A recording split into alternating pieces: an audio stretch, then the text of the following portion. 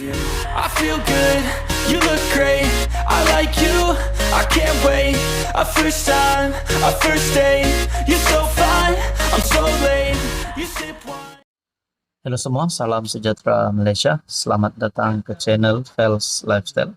Terima kasih kerana terus setia dan bersama di dalam channel ini. Saudara-saudara, ada satu perkara berita yang menggemparkan seluruh Malaysia. Sultan Nazrin, dalam satu artikel daripada Malaysia Kini, bendung segera isu agama, kaum ancam perpaduan. Di Malaysia ini, pernahkah Anda mendengar berkaitan dengan satu kenyataan ataupun satu ayat yang berbunyi parti tunggang agama, menggunakan agama sebagai kekuatan parti, ataupun menunggang agama ataupun menggunakan agama di dalam konteks yang tidak benar.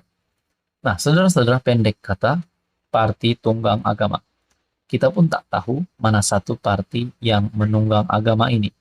Namun saudara-saudara, ada yang kata, sebelum ini kerap kali kepimpinan daripada PN memainkan isu 3R. Jadi adakah parti yang menunggang agama ini adalah parti PAS? Kerana PAS bersama-sama di dalam komponen Perikatan Nasional. Itu hanya menjadi satu persoalan. Dalam artikel ini, isu agama dan kaum yang terus dijadikan bahan untuk berpolitik, yang mengancam perpaduan rakyat negara ini, perlu segera dibendung. Demikian tita Sultan Perak Sultan Nazrin Shah. Sultan Nazrin bertita, apabila agama dan kaum dijadikan mata wang yang sah untuk meraih laba politik, retorik-retorik atas nama agama yang keterlaluan, dan slogan-slogan atas nama kaum yang bersifat provokatif semakin dicetuskan. Retorik dan slogan demikian laksana bara yang semakin menyalakan puntung, menyalakan unggun. Jika tidak segera dibendung, akan menyemarakkan api permusuhan yang boleh memusnahkan negara titah baginda.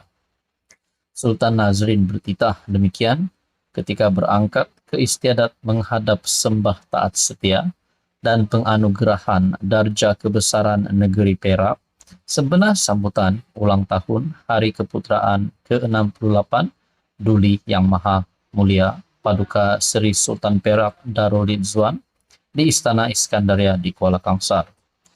Sultan Nazrin bertitah isu agama dan kaum yang terus dicetuskan juga dibimbangi akan menyemai prasangka dan curiga dalam kalangan rakyat dan kelihatan semakin hilang arah untuk menemui titik penyatuan. Justeru titah baginda, negara ketika ini memerlukan kebijaksanaan dan hikmah pimpinan yang membolehkan rakyat berasa senang dan selesa, tidak memiliki prasangka sebaliknya, berminda terbuka menghargai kepelbagaian kaum di negeri ini. Artikel penuh daripada Malaysia Kini bertarikh 9 November. Tuan-tuan dan puan, apa komen Anda? Halo semua, salam sejahtera Malaysia. Selamat datang ke channel Fels Lifestyle. Terima kasih tuan-tuan dan puan, saudara-saudara, kerana terus setia dan bersama di dalam channel ini. Ini adalah satu pendedahan yang pasti mengejutkan Muhyiddin, mengejutkan Mahathir, dan mengejutkan ramai lagi kepimpinan politik, terutamanya yang mahu menumbangkan Datuk Seri Anwar Ibrahim, khususnya pada pilihan raya umum ke-16 nanti. Satu tulisan daripada Syabuddin Husin ataupun syabuddin.com. Bolehkah dibayangkan ketika Anwar jadi Perdana Menteri selepas pilihan raya umum ke-16? Tapi ketika itu Rafizi adalah Presiden PKR. Soal Syabuddin Husin. Saudara-saudara bayangkan, kalau nanti PRU 16, selepas PRU 16 sekali lagi Anwar menang, sudah pasti penyokong-penyokong Anwar akan berkata Anwar Ibrahim jadi Perdana Menteri selepas PRU 16. Anwar Ibrahim kekal jadi Perdana Menteri bagi penggal yang seterusnya. Dalam satu tulisan ini, PKR dijangka akan mengadakan pemilihan parti pada Mei tahun depan, menepati kehendak Anwar Ibrahim agar ia tidak ditangguhkan. Setakat ini, kedudukan Anwar sebagai Presiden PKR hampir pasti tidak dicabar dan beliau diramalkan akan menang tanpa bertanding.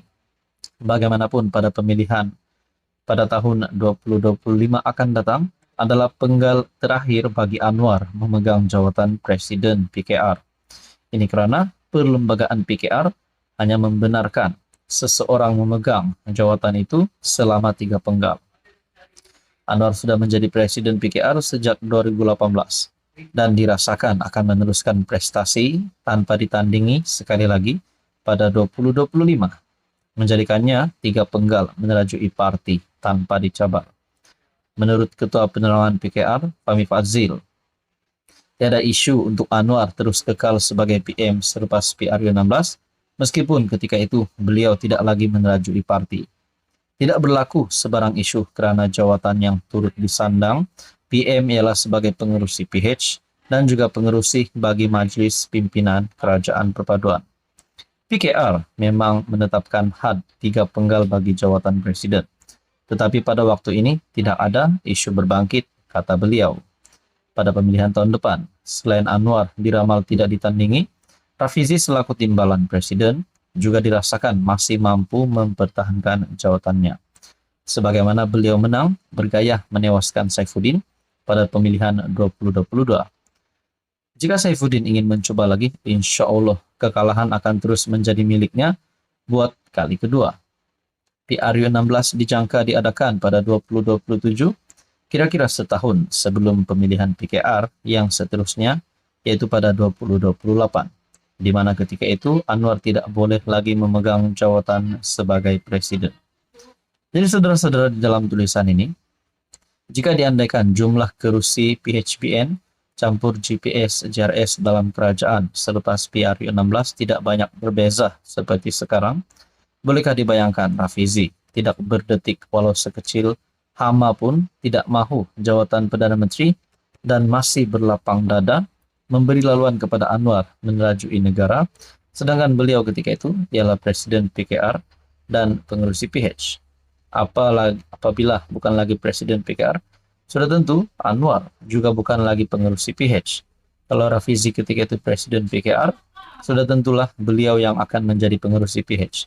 Jadi saudara-saudara, adakah Rafizi mempunyai harapan yang cerah untuk menjadi Perdana Menteri sekiranya PH menerajui Kerajaan Perpaduan pada kemenangan selepas PRU16 nanti? Nah saudara-saudara, ataupun mungkin Rafizi tidak mahu kalah dengan Anwar lalu keluar daripada parti. Semua itu boleh berlaku. Tapi persoalannya apa relevannya? Apa komen Anda?